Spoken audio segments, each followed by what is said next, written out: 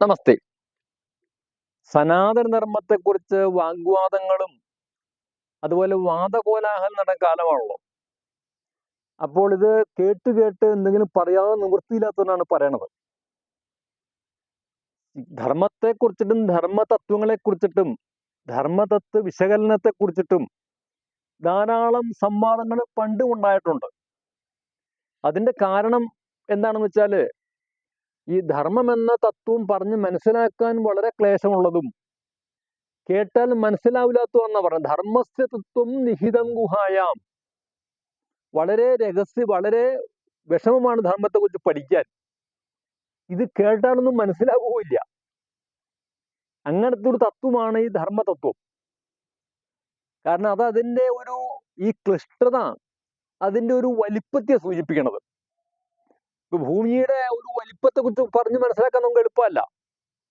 അതുപോലെ ഒരു കോശത്തിന്റെ ഒരു സെല്ലിന്റെ അല്ലെങ്കിൽ ഒരു ആറ്റത്തിന്റെ വലിപ്പത്തെക്കുറിച്ചും പറഞ്ഞ് നമുക്ക് മനസ്സിലാക്കാൻ എളുപ്പമല്ല. അതിന്റെ രണ്ടിന്റെയും കാരണം ഒന്നിന്റെ ചെറുപ്പവും ഒന്നിന്റെ വലിപ്പവുമാണ്.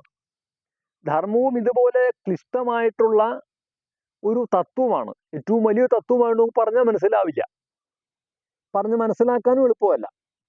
ഇത് അനുഭവിച്ചറിയേണ്ടതാണ്. പക്ഷെ ഈ ധർമ്മമാണ് സമൂഹത്തെ നിലനിർത്തണത്. എന്നാണോ ഈ ധർമ്മത്തിൽ നിന്നൊരു ഒരു ചുതി വരണത്, ധർമ്മത്തിൽ നിന്നൊരു സ്ഖലിതം വരണത്, ധർമ്മത്തിൽ നിന്ന് ലോകം കാലുമാറ്റി ചവിട്ടുന്നത്, അന്ന് തന്നെ ലോകത്തിന്റെ നാശത്തിന് കാരണമായി തീരും. അതുകൊണ്ട് ധർമ്മത്തെ നമ്മൾ പാലിച്ചേ പറ്റൂ. അപ്പൊ പലതരത്തിലുള്ള ആളുകളിലുണ്ട്. അവരിലൊക്കെ ഇറക്കി ചെല്ലാൻ വേണ്ടിയാണ് പലതരത്തിലുള്ള കൃതികൾ എഴുതിയിട്ടുള്ളത്. വേദങ്ങള്, ഉപനിഷത്തുകള്, പുരാണങ്ങള്, ഇതിഹാസങ്ങള്, പാട്ടുകള്, ഇങ്ങനെ പലതരത്തിൽ പോവും. ഓരോ തലത്തിലുള്ളവർക്ക് എല്ലാവരും ധർമ്മം പാലിച്ചേ പറ്റുള്ളൂ. എല്ലാവരും ധർമ്മത്തെക്കുറിച്ച് അറിഞ്ഞേ പറ്റുള്ളൂ. എങ്കിലേ സമൂഹത്തിൽ നിലനിൽക്കാൻ പറ്റുള്ളൂ. അപ്പൊ ഇതൊന്നും പറഞ്ഞാൽ മനസ്സിലാവില്ലാത്തവർക്ക് വേണ്ടിയാണ് ചില ആചാര്യന്മാര് ധർമ്മതത്വങ്ങള് പഠിച്ച ആളുകള് അതനുസരിച്ച് ജീവിതത്തിൽ പകർത്തി കാണിച്ചു കൊടുക്കും. മഹാജനോയേന ഗതസ്സബന്ധ. അവര് പോയി വഴികളിൽ പോയാൽ മതി. അവര് കൃത്യമായി ധർമ്മം പഠിച്ച ആളുകളാണ്. അത് രാമനായാലും കൃഷ്ണനായാലും ഗുരുദേവനായാലും ചട്ടമ്പിസ്വാമികളായാലും വിവേകാനന്ദ, അങ്ങനെയുള്ള ആളുകൾ, ഇവരൊക്കെ ധർമ്മം അനുസരിച്ച് ജീവിച്ചില്ല. മഹാത്മാഗാന്ധി ഒക്കെ പറയാം നമുക്ക്. അപ്പൊ അവര് പോയ വഴിയിലൂടെ പോയാൽ മതി.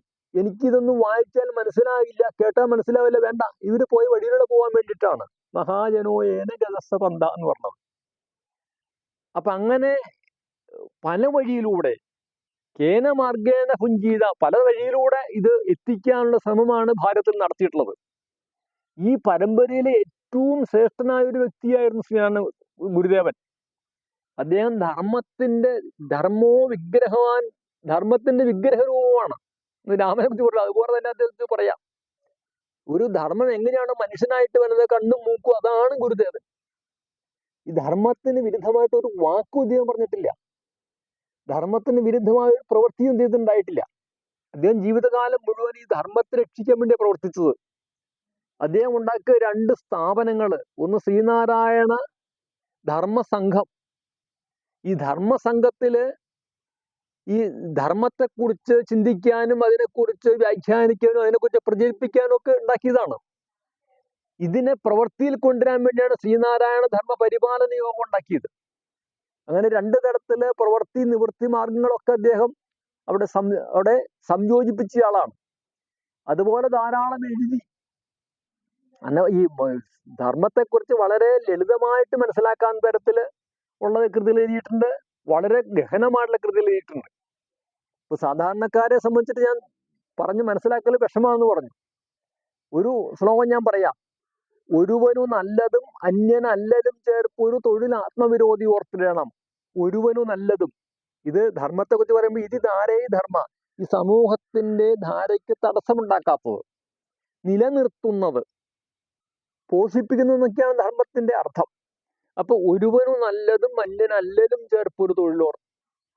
ഇപ്പൊ എന്റെ സുഖത്തിന് വേണ്ടിയിട്ട് ഞാൻ മറ്റൊരുത്തന്റെ സുഖത്തെ ഇല്ലാതെയാക്കുന്നതാണ് അധർമ്മം എന്ന് പറഞ്ഞത്. അപ്പൊ ധർമ്മം എന്ന് പറഞ്ഞാൽ എന്താണ്? ഞാൻ എൻ്റെ സുഖത്തിന് ധർമ്മത്തിലല്ല, മറ്റൊരുത്തന് ദുഃഖം ഉണ്ടാക്കാതിരിക്കുക. അപ്പൊ അങ്ങനെ എല്ലാവരും ചെയ്യാൻ തുടങ്ങിയാൽ ഈ സമൂഹത്തിന്റെ ധാരയ്ക്ക് തടസ്സം ഉണ്ടാവും. ഇവിടെ മുഴുവൻ അസ്വസ്ഥത ഉണ്ടാവാൻ തുടങ്ങും, ഇവിടെ മുഴുവൻ അശാന്തി ഉണ്ടാവാൻ തുടങ്ങും, ഇവിടെ മുഴുവൻ അക്രമം നടക്കാൻ തുടങ്ങും. എന്നാൽ ഓരോരുത്തരും അവരവരുടെ കാര്യം മാത്രം ചെയ്ത് മറ്റുള്ളവന്റെ കാര്യത്തിൽ തലയിടാതെ മറ്റുള്ളവനെ ഉപദ്രവിക്കാണ്ടിരുന്നാൽ നമുക്ക് ശാന്തമായിട്ട് മുമ്പോട്ട് പോകാൻ സാധിക്കും. ഇങ്ങനെയാണ് പ്രപഞ്ചം പോയിക്കൊണ്ടിരിക്കുന്നത്. നമ്മൾ വിചാരിക്കും കാട്ടിലെ കടുവ ഓടിച്ചിട്ട് മാനിനെ പിടിച്ചു തിന്നുന്നു, ഇത് അക്രമം. അങ്ങനെയല്ല. കാട്ടില് 10,000 കൊല്ലമായിട്ട് കടുവകളുടെ എണ്ണം കൂടിയിട്ടുമില്ല, മാനിന്റെ എണ്ണം കുറഞ്ഞിട്ടുമില്ല. അത് ധർമ്മമായിട്ട് മുമ്പോട്ട് പോകുന്നുണ്ട്. ഒരു കടുവ ആഹാരം കഴിച്ച് ഇങ്ങനെ കിടന്ന് വിശ്രമിക്കുമ്പോൾ ഒരു നല്ല മാൻ മുമ്പിൽ നടന്നു പോയാലും ഓടിച്ചു പിടിക്കാൻ പോകില്ല. മാനിനൊന്നും തിന്നുകൊണ്ടിരിക്കാം. പിന്നെ ഇവൻ എപ്പോഴാണ് വിശപ്പ് വരുമ്പോൾ അന്നേരം മാത്രമേ ഓടിച്ചു പിടിക്കുകയുള്ളൂ. അതുകൊണ്ടാണ് ഇത് കടുവ കൂടാത്തതും മാൻ കുറഞ്ഞു പോകാത്തത്.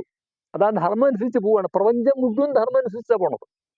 മനുഷ്യൻ അപ്പൊ അവർക്ക് അതിന് വാസന ഉണ്ട്, ജന്മവാസന എന്ന് പറയും. ഒരു പുലി പട്ടിണി കിടന്ന് മരിക്കുന്നതായ പോലും പശുവിന്റെ പുല്ല് തിന്നില്ല, പശുവിന്റെ തീറ്റയാണ് പുല്ല്, അതിന് പുല്ല് തിന്നില്ല. ഇനി പുലിയുടെ ഭക്ഷണമാണ് മാംസം. ഇനി ഒരു പശു ഒരു മാസക്കാലം ഒന്ന് ആഹാരം കിട്ടുന്ന പശു മാംസവും തിന്നില്ല. കാരണം അവർക്ക് അനുഭവിച്ചിട്ടുള്ള ആ ധർമ്മത്തിലൂടെ മാത്രം മുമ്പോട്ട് പോവുള്ളൂ. മനുഷ്യൻ മാത്രമാണ് ഇതിനൊക്കെ ലംഘിക്കുന്നത്. അതാണ് ലോകത്തിന്റെ നാശത്തിന് കാരണം. അനവധി ജന്തുക്കളും അനവധി അനവധി സസ്യങ്ങളും ഒക്കെ ഇവിടുന്ന് അന്യം നിന്ന് പോയി കഴിഞ്ഞിരിക്കുന്നു. പലതും വംശനാശത്തിന്റെ വക്കിലാണ്. ഇതിന്റെ കാരണം മനുഷ്യനാണ്. മനുഷ്യനെന്ന അധർമ്മിയാണ് ഇതിന്റെ കാരണം. ഇവിടെ ഈ ചോരപ്പുഴ ഒഴുകാനും ഈ ലോകത്തിന്റെ നാശത്തിനും ദുഃഖത്തിനും മുഴുവൻ കാരണം മനുഷ്യനാണ്. അവന്റെ അധർമ്മമാണ് കാരണം. അപ്പൊ അതുകൊണ്ട് ഗുരുദേവന്റെ തത്വത്തിലേക്ക് വന്നാല് വളരെ ഇതാണ് വച്ച മലയാളത്തിൽ എഴുതിയേക്കണത്. പരനു പരിതാപമേകിടുന്നോ നെരി നരകാപ്തിയിലും എരിഞ്ഞിടുന്നു, മറ്റുള്ളവൻ ദുഃഖം ഉണ്ടാക്കുന്നവൻ ഇതിന് നാശം ഉണ്ടാവുള്ളൂ. അപ്പൊ അതുകൊണ്ട് അങ്ങനെ ചെയ്യാതെ നമ്മൾ നമ്മുടെ കാര്യം നോക്കി ജീവിക്കണം, മറ്റുള്ളവരെ ഉപദ്രവിക്കാതിരിക്കുക. ഇതാണ് ഈ സനാതന ധർമ്മം എന്ന തത്വത്തിന്റെ പറഞ്ഞ് മനസ്സിലാക്കാവുന്ന തരത്തിലുള്ള എനിക്ക് അറിയാവുന്ന അറിവ് വെച്ചിട്ട് പറയാവുന്നതാണ്. അപ്പൊ അത് ആണ് ഗുരുദേവൻ പറഞ്ഞിട്ടുള്ളത്. വളരെ പ്രശസ്തമായ ഒരു ശ്ലോകമാണ് അദ്ദേഹത്തിന്റെ, ഒരു കൃതിയാണത്. ധർമ്മമേവ പരം ദൈവം, ധർമ്മമാണ് ഏറ്റവും വലിയ ദൈവം. ധർമ്മമേവ മഹാധനം, ധർമ്മമാണ് ഏറ്റവും വലിയ ധനം. ധർമ്മം സർവത്ര ധർമ്മം മാത്രമേ വിജയിക്കുള്ളൂ. ഭവതു ശ്രേയസേ നൃണാം. ഈ ധർമ്മത്തെ ശരിയായ മാർഗത്തിൽ ഇങ്ങനെ നയിച്ചാലും, ഇത് അദ്ദേഹത്തിന്റെ ഒരു പ്രാർത്ഥനയാണ്, നമ്മളെല്ലാം പ്രാർത്ഥിക്കേണ്ടതാണ്. അതുകൊണ്ട് സനാതന ധർമ്മം മോശമാണെന്നോ സനാതന ധർമ്മത്തിന്റെ പ്രവാചകനായിരുന്നില്ല ഗുരുദേവനെന്നോ ഒന്നും പറയരുത്. അറിവില്ലായ്മ കൊണ്ട് പറഞ്ഞതാണ്. അറിവില്ലായ്മ ഒരു തെറ്റല്ല, ഒരു കുറവാണ്, ഒരു അപരാധമല്ല, കുറവാണ്. അത്തരം ആളുകൾക്ക് അറിവ് പകർന്നു കൊടുക്കുകയാണ് ബുദ്ധിയുള്ള ആളുകൾ ചെയ്യേണ്ടത്. അല്ലെങ്കിൽ അവരെ പരിഗണിക്കാതെ നമ്മൾ ധർമ്മമാർഗത്തിൽ മുമ്പോട്ട് പോവുകയാണ് ചെയ്യേണ്ടത്. ഇതാണ് ധർമ്മബോധമുള്ള ഒരു ആൾക്ക് ചെയ്യാനുള്ളത്. അതുകൊണ്ട് സനാതന ധർമ്മത്തെ പോഷിപ്പിക്കുക. ഇതാണ് ശ്രീനാരായണ ഗുരുദേവനും ചട്ടമ്പി സ്വാമികളും അതുപോലെ വിവേകാനന്ദനും രാമകൃഷ്ണദേവനും മഹാത്മാഗാന്ധിയും എല്ലാ ആളുകളും ചെയ്തിട്ടുള്ളത് ഈ പ്രവൃത്തിയാണ്. ഈ പ്രവൃത്തി നമ്മളും ചെയ്ത് മുന്നോട്ട് പോവുക. മറ്റെല്ലാ പ്രവൃത്തിയും രാക്ഷസ പ്രവൃത്തിയാണ്. രാവണനും കുംഭകർണനും ദുര്യോധനും വൃത്രനും നഹൂഷനും ചെയ്ത പ്രവൃത്തിയാണ്. ഈ പ്രവൃത്തിയാണ് ഇന്ന് സനാതന ധർമ്മത്തെ എതിർക്കുന്ന ആളുകൾ അറിഞ്ഞോ അറിയാതെ ചെയ്യണം. അവരുടെ കൂടാതിരിക്കുക. ഇതാണ് എനിക്ക് ഈ അവസരത്തിൽ പറയുവാനുള്ളത്.